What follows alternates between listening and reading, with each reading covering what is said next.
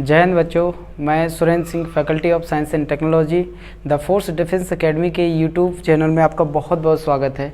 इससे पहले जो हमने बायोलॉजी के कुछ टॉपिक कवर किए हैं, जिसमें पार्ट 1, पार्ट 2, पार्ट 3 में हमने स्केलेटल सिस्टम को कंप्लीट किया था। आज का जो हमारा टॉपिक होगा वो होगा ब्लड सर्कुलेटरी सिस्टम का, है ना। ब्लड सर्कुलेटरी सिस्टम में आपको कितनी चीज़ें पढ़ना है, आपको ब्लड के बारे में पढ़ना है, ब्लड कहाँ कहाँ से फ्लो हो रहा है, और ब्लड को फ्लो करने के लिए कौन सा ऐसा ऑर्गन होता है जो पूरे ब्लड को हमारे बॉडी के पार्ट्स तक फ्लो कराता है। ठीक है, चलो आज हमारा जो टॉपिक है आज का, उसको क्या बोलेंगे? आप बोलोगे कि उसको बोलेंगे blood circulatory system. Blood circulatory system, है ना, ब्लड सर्कुलेटरी सिस्टम, जिसको हिंदी में क्या बोला जाता है? हिंदी में बोलेंगे इसको रक्त परिसंचरण तंत्र। रक्त परिसंचरण तंत्र, ठीक है, रक्त परिसंचरण तंत्र। जैसा कि मैं हर टॉपिक को लिखने से पहले आपको एक चीज़ बताता हूँ कि कोई भी टॉपिक आपको स्टार्ट करने से पहले उस टॉपिक के बारे में जो बेसिक जानकारियाँ होती हैं वो चीज़ें आपको जानना ज़रूरी होती हैं। ठीक है, नंबर फर्स्ट आपका ये होता है कि जो रक्त परिसंचरण तंत्र होता है ये हमारे बॉडी में कराता क्या है। तो आपको बताना है कि जितने हमारे बॉडी में जो लिक्विड फ्लूइड्स होते हैं उस लिक्विड फ्लूइड्स को ट्रांसपोर्टेशन का काम कौन कराता है?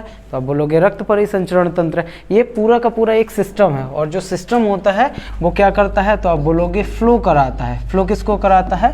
तो आप बोलोगे कि बॉडी फ्लूइड्स को, बॉडी फ्लूइड्स को, जिसको बोला जाता है शरीर के द्रव्यों को।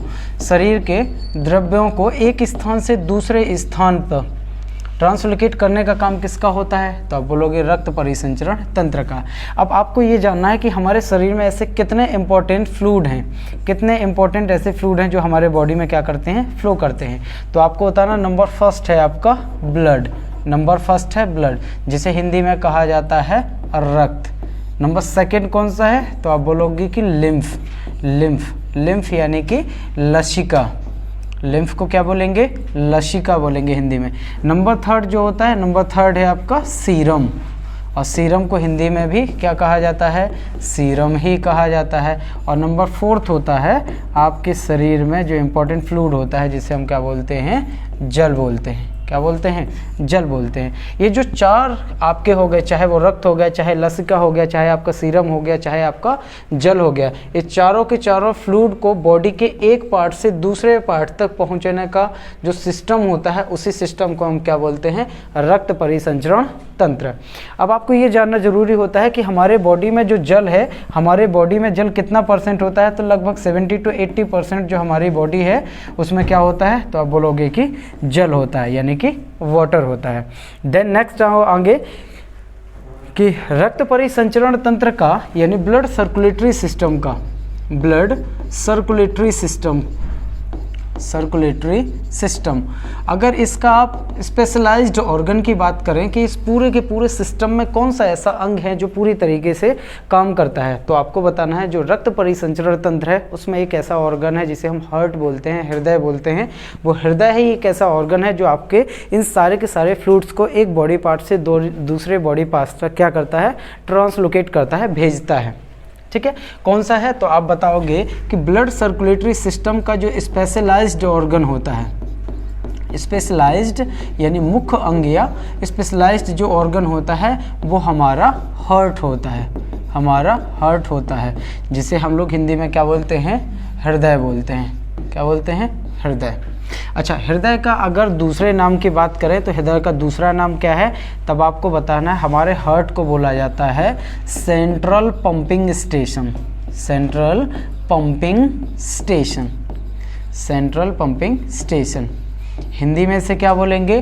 तो हिंदी में इसको नाम दिया जाता है केंद्रीय, केंद्रीय पंपिंग स्टेशन, केंद्रीय पंपिंग स्टेशन। ठीक है, अच्छा, इसको नाम ये केंद्रीय पंपिंग स्टेशन क्यों दिया जाता है? इसके पीछे भी कोई ना कोई लॉजिक काम करता है। तो आप बताओगे इसको सेंट्रल पंपिंग स्टेशन इसलिए कहा जाता है क्योंकि जो हमारा हार्ट होता है वो 1 मिनट में कितने टाइम धड़कता है, कितनी हार्ट बीट लेता है? तो 1 मिनट में 72 टाइम्स, है ना। कितने टाइम्स? 72 टाइम्स। एक्चुअल अगर वैल्यू की बात करें तो 72 से लेकर 74 आपके पर मिनट जो हार्ट बीट होती है वो होती है मेल की, ओके। फिर आ जाओ 70 to 72 पर मिनट, ये किसकी होती है? तो आपको बोलना है फीमेल की। लेकिन ऑन एन एवरेज की बात की जाए कि एवरेज कितना होता है, तो आपको एवरेज में लिखना है 70 to 72, यानी 72 मान के आपको क्या चलना है? एवरेज मान के चलना है कि हमारा जो दिल होता है, हमारा हृदय होता है, वो 1 मिनट में कितनी बार धड़कता है? तो आपको बोलना है 72 टाइम्स। और एक बार धड़कने पर, यानी कि एक हार्ट बीट पर, एक हार्ट बीट पर, एक हृदय धड़कन में, जब एक बार आपका हृदय धड़कता है तब आपके हृदय से कितना ब्लड बाहर निकलता है? तो आपको बोलना है 70 ml। कितना? 70 ml। यानी कहने का मतलब है कि जो हमारा हार्ट होता है कहाँ पर होता है? तो आप बोलोगे कि ये जो दोनों फेफड़े होते हैं, तो आपके लेफ्ट फेफड़े के थोड़े बाईं तरफ झुका हुआ होता है। हमारा जो हार्ट होता है वो लेफ्ट फेफड़े की तरफ क्या होता है? झुका हुआ होता है। इसलिए हम बोलते हैं कि हमारा हार्ट किस साइड है? लेफ्ट साइड है। ठीक है। फिर आगे आओ, मैंने बोला कि जब आपकी एक हार्ट बीट होती है, यानी कि दिल एक बार धड़कता है, तो आपके हार्ट से कितना ब्लड पास हो जाता है? तो आप बोलोगे कि 70 ml, है ना। ये तो हो गया एक बार धड़कने के लिए। लेकिन अभी अभी जस्ट कुछ समय पहले आपने बोला कि 1 मिनट में कितनी बार धड़कता है? तो आपने बोला 1 मिनट में धड़कता है 72 टाइम्स। ऑन एन एवरेज की बात की जाए तो 72 टाइम्स। एक बार धड़कने में, यानी कि 1 हार्ट बीट में कितना ब्लड बाहर जा रहा था, कितना ब्लड पास हो रहा था? तो आपने बोला 70 ml। अगर एक हार्ट बीट में 70 ml ब्लड क्या हो रहा है? पास हो रहा है, तो 72 टाइम्स में कितना ब्लड आपके हार्ट से निकल गया होगा? देन आप बोलोगे कि 5404, यानी लगभग 5 लीटर, लगभग 5 लीटर से ज़्यादा, है ना। ऐसे आप ऐसे बोल सकते हो कि जब आपका हृदय एक बार धड़कता है तो 70 ml ब्लड आपके हृदय से होके गुजर जाता है, और जब 72 बार धड़कता है तो लगभग 5 लीटर ब्लड आपके हृदय से क्या हो जाता है? पास हो जाता है। और ऐसा बोला जाता है कि हमारे अंदर भी ऑन एन एवरेज ब्लड की जो क्वांटिटी होती है, ब्लड की जो क्वांटिटी होती है, मात्रा होती है, वो 5 से 5.5 लीटर तक, यानी कि 5 से 5.5 लीटर। ये ऑन एन एवरेज की बात कर रहा हूँ मैं। औसतन ब्लड कितना होता है? 5 से 5.5 लीटर। और इधर मैंने बोला है कि आपके हार्ट से 1 मिनट में कितने ब्लड पास होके निकल गया है, तब बताओगे कि 5 लीटर से ज़्यादा। यानी हम डायरेक्टली बोल सकते हैं कि 1 मिनट में हमारे शरीर का जितना भी ब्लड है पूरा का पूरा किससे होके गुजर जाता है? हमारे हार्ट से होके गुजर जाता है। इसीलिए हमारे हृदय को क्या कहा जाता है? देन आप बताओगे कि इसे कहा जाता है केंद्रीय पंपिंग स्टेशन। केंद्रीय पंपिंग स्टेशन, केंद्रीय पंपिंग स्टेशन कहा जाता है ना। और जो हार्ट बीट होती है, जो हार्ट बीट होती है, इस हार्ट बीट को हम जिस भी इंस्ट्रूमेंट के द्वारा सुनते हैं उसे बोला जाता है स्टेथोस्कोप। क्या कहा जाता है? स्टेथोस्कोप। ठीक है। देन नेक्स्ट आओ कि हमारे हार्ट में बह क्या रहा था? ब्लड बह रहा था, नो डाउट। क्या बह रहा था? ब्लड बह रहा था, है ना। ब्लड यानी कि रक्त, है ना। ब्लड यानी कि रक्त। लेकिन आप एक चीज़ खुद समझो कि जब आपके बॉडी में कोई भी लिक्विड फ्लो कर रहा है, तो उस फ्लो करने के लिए कोई ना कोई मीडियम होगा, किसी न किसी मीडियम के अंदर से ही वो फ्लो कर रहा होगा। तो जो हमारा ब्लड होता है, ये ब्लड जो फ्लो करता है वो करता है ब्लड वेसल्स के थ्रू, ब्लड वेसल्स के थ्रू। और ब्लड वेसल्स को क्या बोला जाता है? तो आप बोलोगे इनको बोला जाता है रक्त वाहिनियाँ, रक्त वाहिनियाँ या रक्त वाहिकाएँ भी इन्हीं को कहा जाता है। जो कितने प्रकार की होती हैं? तो आप बोलोगे ये होती हैं मुख्यतः 3 टाइप्स की। ये कितने टाइप्स की होती हैं? 3 टाइप्स की। और 3 कौन कौन सी हो गई? तो एक आपकी होती है जिसे कहा जाता है आर्टरी, आर्टरी, आर्टरी यानी कि धमनी। दूसरी क्या बोला जाता है? तो आप बोलोगे दूसरे को बोला जाता है वेंस, यानी कि सिराएं, सिराएं। नंबर 3 में कौन सा आ गया? तो आप बोलोगे नंबर 3 में आ गई कैपिलरीज या कैपिलरी, जिनको बोला जाता है छोटी सिराएं, छोटी सिराएं। यानी हमारा जो ब्लड बहता है, हमारा जो ब्लड बहता है वो 3 रास्तों के द्वारा, 3 माध्यम के द्वारा बहता है पूरी बॉडी में। एक हो गया धमनी, एक हो गया सिराएं और एक हो गई छोटी सिराएं। हो गया। अब देखो ये जो धमनी होती है, ये धमनी हमेशा कैसा ब्लड बहाती हैं? तो आप बोलोगे कि इनके अंदर से कौन सा ब्लड फ्लो होता है? हमेशा शुद्ध ब्लड, यानी कि प्योर ब्लड। कौन सा ब्लड फ्लो होता है? तो आप बताओगे प्योर ब्लड। दूसरा हो जाओ सिराएं होती हैं, सिराओं के अंदर कौन सा ब्लड फ्लो होता है? तो आप बोलोगे कि अशुद्ध। कौन सा ब्लड? अशुद्ध ब्लड, यानी कि इम्प्योर ब्लड। क्या बोलेंगे?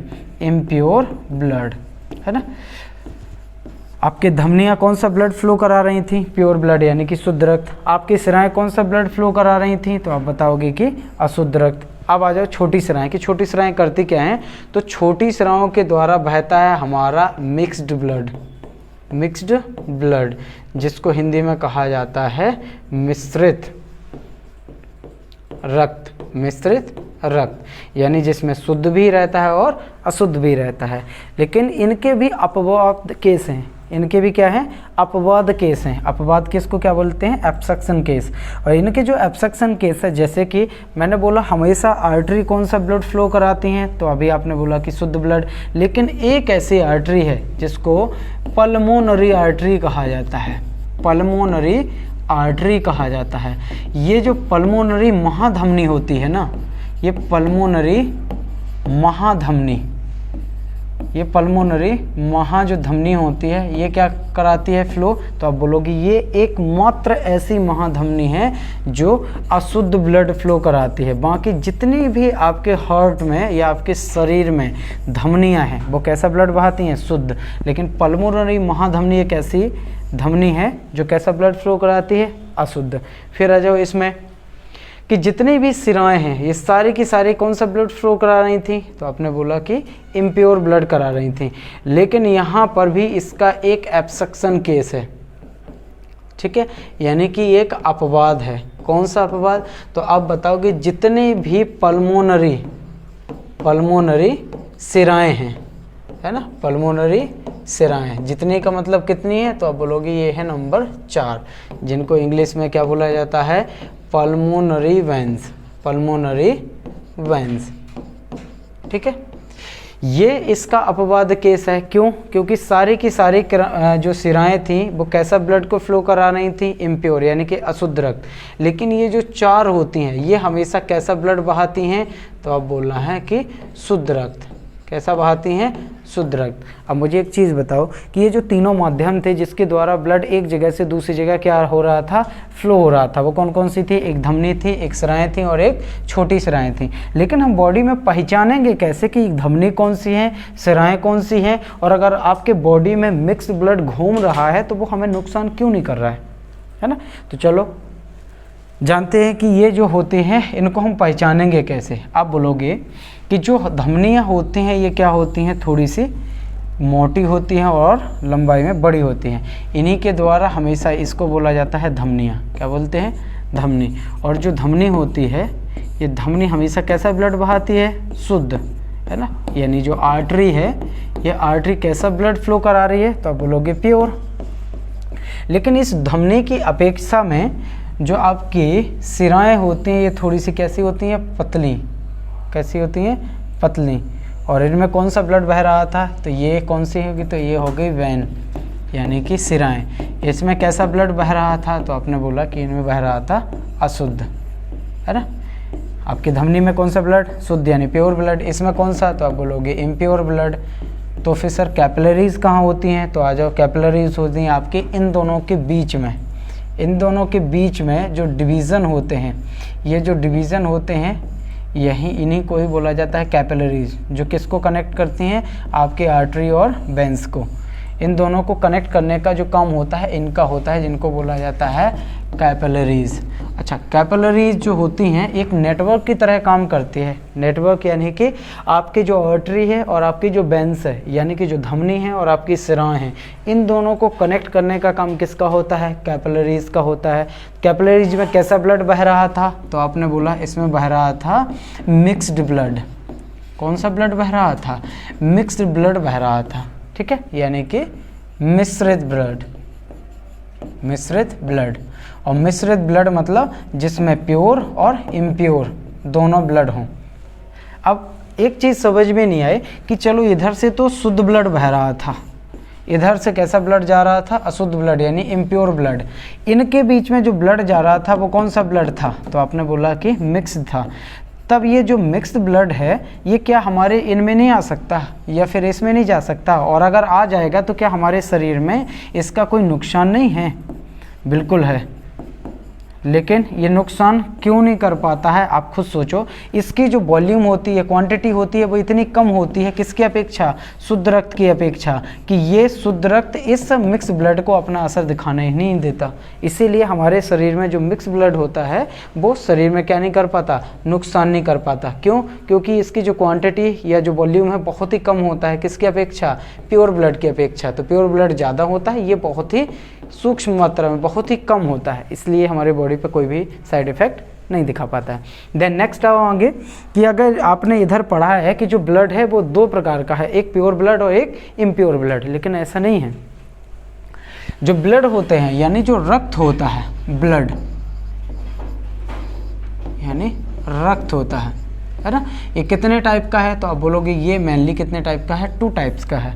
2 कौन कौन से टाइप हैं? Number first pure blood, pure blood है ना, प्योर ब्लड को क्या कहा जाता है, प्योर ब्लड को कहा जाता है शुद्ध रक्त। और दूसरा कौन सा हो गया, तो दूसरे को बोला जाता है इम्प्योर ब्लड, इम्प्योर ब्लड यानी हिंदी में बोला जाता है अशुद्ध रक्त, अशुद्ध रक्त है ना। अच्छा, प्योर रक्त का एक और नाम है, यानी प्योर ब्लड का एक और नाम है, इसे बोला जाता है ऑक्सीजनेटेड ब्लड, ऑक्सीजनेटेड ब्लड है ना। और इसका भी दूसरा नाम है, तो इसको क्या बोला जाता है, डी ऑक्सीजनेटेड ब्लड है ना।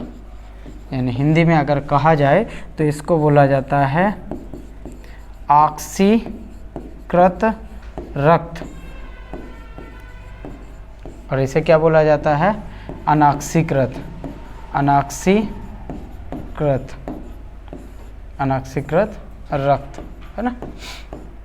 चलो, मैंने बोला कि आपके शरीर में या ब्लड को जो डिवीज़न किया जाता है मुख्यतः कितने भागों में डिवाइड किया जाता है, 2 भागों में। एक को बोला जाता है प्योर ब्लड, एक को बोला जाता है इम्प्योर ब्लड। जो प्योर ब्लड होता है उसे दूसरा नाम क्या दिया जाता है, ऑक्सीजनेटेड ब्लड, और जो इम्प्योर ब्लड होता है उसे बोला जाता है डीऑक्सीजनेटेड ब्लड। अब देखो, इधर अगर ऑक्सीजनेटेड ब्लड होता है ना, मतलब इसमें क्या होगा, आप बोलोगे ऑक्सीजन, क्या होगा, ऑक्सीजन। डीऑक्सी का मतलब होता है जहाँ पर ऑक्सीजन ना होकर क्या होता है, कार्बन डाइऑक्साइड होता है। तो आप बताओगे कि ये जो ऑक्सीजनेटेड ब्लड होता है इसमें क्या रहता है, ऑक्सीजन, और ऑक्सीजन रहता है तो वो किससे कंबाइन होता है, किससे जुड़ता है। देन आप बताओगे कि जो ब्लड होता है हमारा, ब्लड किस कलर का होता है, रेड कलर का होता है। किसके कारण होता है, हीमोग्लोबिन के कारण। किसके कारण, हीमोग्लोबिन के कारण। और जब हीमोग्लोबिन से आपका ऑक्सीजन कंबाइन हो जाता है तब इसको हम नाम देते हैं कौन सा, तो आप बोलोगे इसको बोलते हैं प्योर ब्लड। लेकिन जब हीमोग्लोबिन के साथ क्या कंबाइन हो जाए, CO2, तब इसको हम क्या बोलेंगे, इम्प्योर ब्लड। क्लियर है, मतलब हीमोग्लोबिन के साथ यदि ऑक्सीजन बाइंड हो रहा है तब हम उसको बोलेंगे प्योर ब्लड, और यदि आपके हीमोग्लोबिन के साथ कार्बन डाइऑक्साइड बाइंड हो रहा है तब आप इसको बोलेंगे कि वो कैसा ब्लड है, अशुद्ध रक्त है, इम्प्योर ब्लड है। ठीक है, देन आओ। अच्छा, इसका एक और नाम है, इसको बोला जाता है कार्बामिनो हीमोग्लोबिन, हीमोग्लोबिन ब्लड है ना, कार्बामिनो हीमोग्लोबिन ब्लड। ठीक है, ये आपके क्या हो गए, ब्लड के दोनों डिवीज़न हो गए।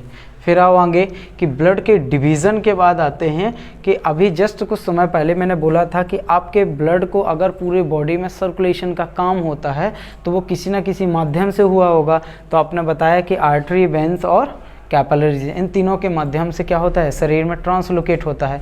लेकिन इनके लिए कोई ना कोई तो ऐसा ऑर्गन है, कोई ना कोई ऐसा अंग है जो इन सारी क्रियाओं को क्या करता है, रेगुलेट करता है। और वो स्पेशल ऑर्गन कौन था, हमारा हार्ट। कौन था, हमारा हार्ट। अब चलो हार्ट को जानने के लिए हमको हार्ट का क्या पढ़ना पड़ेगा, स्ट्रक्चर पढ़ना पड़ेगा, यानी हार्ट, HEART, हार्ट। हार्ट यानी कि हृदय।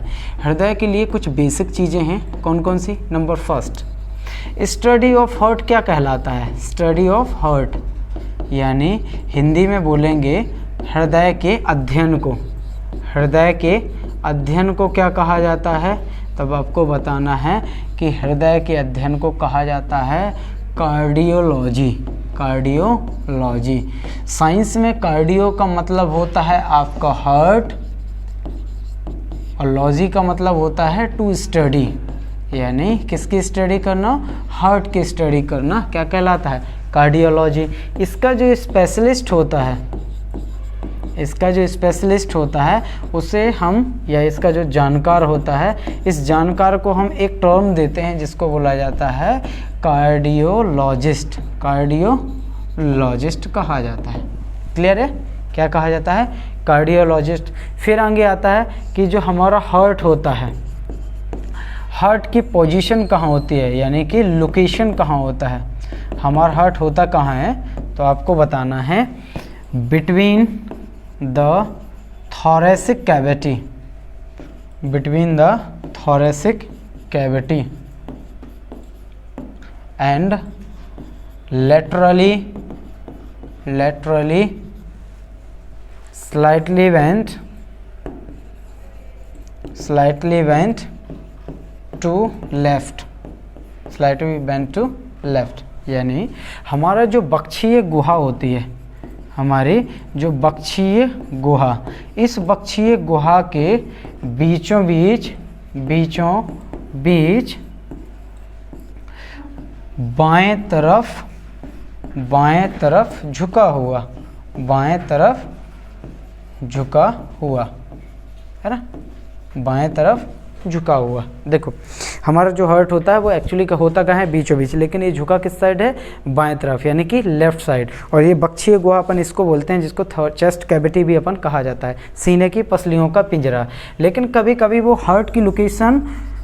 हार्ट की लोकेशन क्या देता है, या हार्ट का अगर आपसे लोकेशन पूछ ले किसके सापेक्ष में, स्पाइनल कॉर्ड के सापेक्ष में, पीछे से आपके इधर से लेकर इधर तक क्या गई है, स्पाइनल कॉर्ड। इसी स्पाइनल कॉर्ड के आगे जस्ट क्या है, स्टर्नम। आपके स्टर्नम और स्पाइनल कॉर्ड आगे पीछे होते हैं। लेकिन अगर आपसे पूछ ले कि जो हार्ट होता है वो स्पाइनल कॉर्ड यानी मेरुरज्जु के सापेक्ष में कहाँ पड़ता है, पीछे, तब आपको बताना है ये सापेक्ष में पड़ता है T5 से लेकर T8 के बीच में, यानी थोरेसिक रीजन के 5 से लेकर 8 के बीच में, 5 से लेकर 8 के बीच में क्या होता है, हमारा हार्ट होता है। ओके, फिर आ जाओ कि हार्ट की अगर आप वेट की बात करें, कि हार्ट का पहले तो शेप की बात कर लेते हैं कि हमारा हार्ट का आकार कैसा होता है ना। तो आप बोलोगे एज अ फिस्ट, यानी कि मुट्ठी के आकार जैसा, मुट्ठी के आकार जैसा। मुट्ठी का आकार कैसे, तो आप बताओगे ऐसे, जो मुट्ठी होती है ऊपर की तरफ मोटी होती है, नीचे की तरफ पतली। आपका हार्ट होता है कि दोनों आलिंद होते हैं वो फैले होते हैं, दोनों निलय होते हैं, हल्के से सिकड़े हुए होते हैं। लेकिन अगर उनकी और बात की जाए कि इसकी लंबाई कितनी होती है, तो आपको बोलना है 7 से लेकर 12 सेंटीमीटर तक हमारा हार्ट लंबा होता है, और 7 सेंटीमीटर आपका वाइड यानी कि चौड़ा होता है, और 5 सेंटीमीटर आपका थिक होता है, यानी कि मोटा होता है ना। इतनी सारी चीज़ें आपको किसके बारे में याद रखनी थी, हार्ट के बारे में। कितनी चीज़ें, नंबर फर्स्ट, हार्ट के अध्ययन को क्या कहा जाता है, तो आपने बोला कार्डियोलॉजी। इस कार्डियोलॉजी में 2 शब्द हैं, कार्डियो देन लॉजी। इस कार्डियो का मतलब होता है हार्ट यानी कि हृदय, और लॉजी का मतलब होता है टू स्टडी यानी के बारे में अध्ययन करना, यानी हृदय के बारे में अध्ययन करना ही क्या कहलाता है, कार्डियोलॉजी कहलाता है। और जो कार्डियोलॉजी का जो स्पेशलिस्ट होता है उसको बोला जाता है कार्डियोलॉजिस्ट। देन नेक्स्ट आओ कि जो हमारे हार्ट की पोजीशन है, लोकेशन है, अगर सामने से पूछा जाए कि चेस्ट कैविटी में कहाँ पर है, तो आपको बोलना है between the thoracic cavity and laterally slightly bend to left, यानी हमारी जो बक्षीय गुहा होती है इसके बीचों बीच बाएं तरफ झुका हुआ होता है। देन आगे आ जाओ कि अगर हार्ट की लोकेशन आपसे स्पाइनल कॉर्ड के सापेक्ष में पूछ ले, यानी कंपैरिजन ऑफ स्पाइनल कॉर्ड, इस स्पाइनल कॉर्ड के कंपैरिजन पूछ ले कि इधर स्पाइनल कॉर्ड से हमारा हार्ट किसके बीच में पड़ता है, तब आपको बोलना है थोरेसिक रीजन में पड़ता है, T5 से लेकर T8 के बीच में। ठीक है, फिर आगे आओ कि हमारा हार्ट का जो शेप है यानी आकार कैसा है, तो आपको बोलना है बंद मुट्ठी के जैसा। किसके? बंद मुट्ठी के जैसा। देन आ जाओ इसकी जो लंबाई कितनी होती है, 7 से 12 सेंटीमीटर। आपका चौड़ा कितना होता है, 7 सेंटीमीटर। ठीक है, और आपका जो थिक होता है वो कितना है, 5 सेंटीमीटर। क्लियर है इतना? चलो इसके बाद अपन क्या करते हैं, इस हार्ट के बारे में कुछ चीज़ें और जानते हैं और इसके स्ट्रक्चर को पढ़ने की अपन कोशिश करते हैं। ठीक है।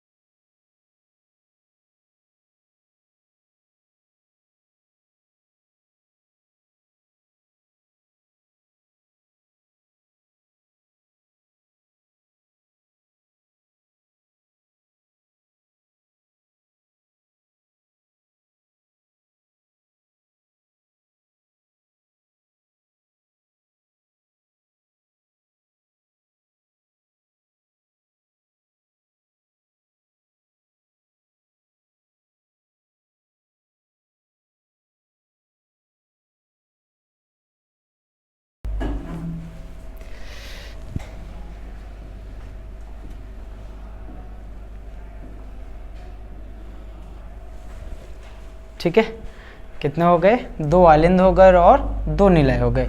ये आपका राइट वाला हो गया और ये आपका लेफ्ट वाला हो गया। तो 2 आलिंद और 2 निलय।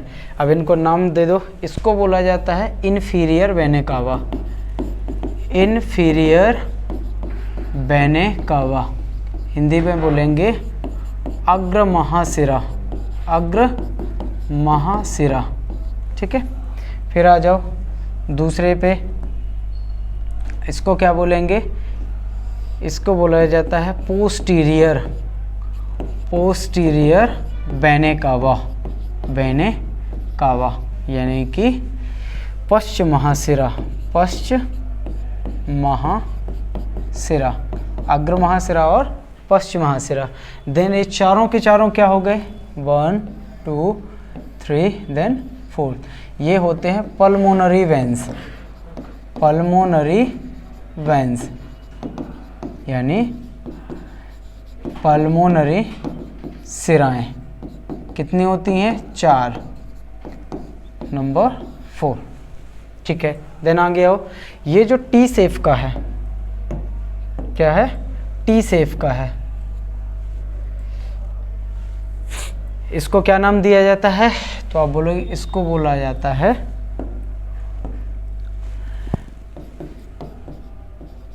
पल्मोनरी आर्टरी,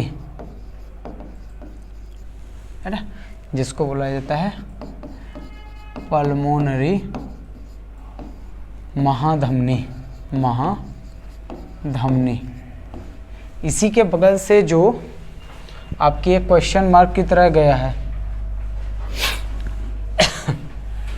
कौन सा, ये वाला क्वेश्चन मार्क की तरह, इसे क्या बोला जाता है, इसे बोला जाता है सिस्टमिक आर्टरी, सिस्टमिक आर्टरी यानी दैहिक धमनी। इसी का ही एक और नाम है जिसे कहा जाता है एरोटा, इसे ही एक और नाम बोला जाता है एरोटा। क्लियर है, ये सारा का सारा स्ट्रक्चर हमारा किसका हो गया, हार्ट का हो गया। अब देखो ये हार्ट हमारा पूरा का पूरा ब्लड को कैसे फ्लो कराता है और कहाँ कहाँ से ब्लड होके फ्लो करता है, जाता है। ठीक है, चलो आगे आ जाते हैं। अब इस ब्लड को समझने की कोशिश करते हैं अपन पूरे के पूरे डायग्राम को, है ना। चलो देखो, जैसे ही आप पूरे दिन काम किया, आपने पूरे दिन क्या किया, काम किया, काम करने के बाद आपका जो ब्लड होता है वो कैसा हो जाता है, इम्प्योर हो जाता है। ये इम्प्योर ब्लड आपका कहाँ से एंटर करता है, आपके इस वाले अग्र महाशिरा से, और दूसरा किससे, तो आप बोलोगे पश्च महाशिरा से। कहाँ जाएगा, अग्र महाशिरा से और पश्चिम महाशिरा से। कहाँ पर, लेफ्ट में या राइट में, तो आप बोलोगे हमारे हार्ट के राइट आलिंद में। इस राइट आलिंद में आपका इम्प्योर ब्लड आ गया इधर। जैसे ही ब्लड इधर भरेगा तो आपके हार्ट में एक प्रोसेस होती है जिसे बोला जाता है कि बैक फ्लो प्रोसेस इसमें होती ही नहीं है। जिस रास्ते से जो भी एंटर करेगा उस रास्ते से वो वापस नहीं जाएगा। तब फिर होगा क्या कि उसे दूसरी रास्ते से का ही सहारा लेना पड़ता है। यानी कि अगर ये ब्लड इस रास्ते से एंटर किया है तब वो इसी रास्ते से वापस नहीं जा सकता, उसे आगे निकलने के लिए किसी दूसरे रास्ते की ज़रूरत पड़ती है। अब जैसे ही इधर ब्लड भरने लगता है तो इधर का जो वॉल्यूम होता है वो भी बढ़ जाता है, और वॉल्यूम बढ़ेगा तो प्रेशर भी इधर बढ़ेगा। जब प्रेशर इस आलिंद पर, राइट वाले आलिंद पर पड़ता है तो ये ब्लड इस वाले दरवाजे को खोलता हुआ आपके राइट वेंट्रिकल में घुस जाता है, यानी कि दाएं निलय में। अब जैसे ही इस दाएं निलय में अंदर इंटर करता है, ये जैसे ही दरवाज़ा खुलता है और सारा का सारा ब्लड आपका कहाँ भर जाता है, इस निलय में, राइट वाले निलय में।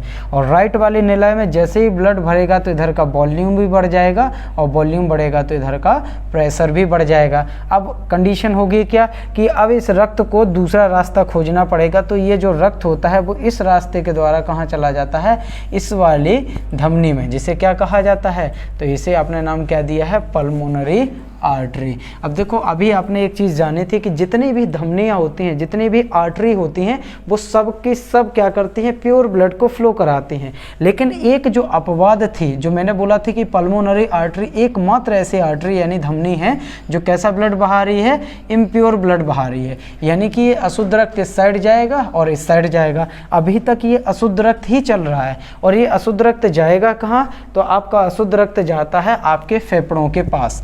यानी कि जब आप फेफड़ों की स्ट्रक्चर आपने पढ़ी थी इससे पहले, उस फेफड़ों की स्ट्रक्चर में हमारे फेफड़े कितने थे, 2। एक आपका ये हो गया लेफ्ट वाला और ये कौन सा हो गया, राइट वाला। इस लेफ्ट वाले की इधर किनारे पर क्या होता है, हमारा हार्ट होता है। जैसे ही आपका ब्लड इधर इम्प्योर ब्लड आपके फेफड़ों के पास पहुंचा, वो ब्लड कहाँ आ गया, आपके हार्ट में, हार्ट से होता हुआ कहाँ आ गया था, फेफड़ों में आ गया। अब फेफड़ों में आपका कौन सा ब्लड आ गया, इम्प्योर ब्लड, यानी कि अशुद्ध रक्त। जैसे ही अशुद्ध रक्त आया होगा, मतलब हीमोग्लोबिन के साथ कौन वापस आया है, CO2। और इसी वक्त आप क्या ले रहे होते हैं, सांस ले रहे होते हैं, मतलब अंदर क्या आ रहा है, ऑक्सीजन। अब आपके हीमोग्लोबिन के पास 2 ऑप्शन हैं, या तो ये अपने साथ कार्बन डाइऑक्साइड को ही बाइंड किए रहे, या ये अपने साथ किसको बाइंड कर ले, ऑक्सीजन को बाइंड कर ले। लेकिन जो अशुद्ध ब्लड आया था वो किस फॉर्म में था, तो आप बोलोगे हीमोग्लोबिन के साथ CO2 था। अब हीमोग्लोबिन किसको बाइंड करेगा, जब आपने इधर से सांस भी ली है और इसी समय आपका अशुद्ध रक्त भी आया है, मतलब उस समय आपके पास O2 और CO2 दोनों हैं हीमोग्लोबिन के पास।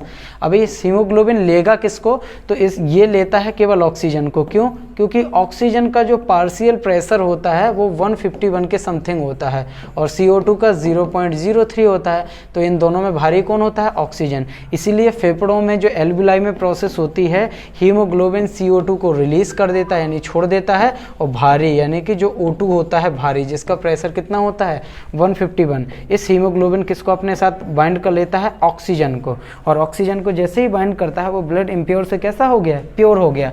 मतलब हमारा ब्लड फेफड़ों में जैसे ही इम्प्योर गया था, फेफड़ों ने क्या किया, उसको प्योर कर दिया। प्योर करने का मतलब हमारा प्योरिफिकेशन। अगर कोई पूछ ले कि ब्लड का प्योरिफिकेशन कहाँ होता है, देन आपको बोलना है कि फेफड़ों में होता है। यानी अशुद्ध रक्त शुद्ध रक्त में चेंज कहाँ होता है, हमारे फेफड़ों में होता है। अब आ जाओ, जैसे ही ब्लड फेफड़ों में क्या हुआ, शुद्ध हुआ, वो शुद्ध ब्लड फेफड़े कहाँ भेजेंगे, तो आप बोलोगे कि शुद्ध ब्लड जैसे ही फेफड़ों में बनाता फिर से हार्ट में भेजेंगे। फिर से कहाँ भेजेंगे, हार्ट में।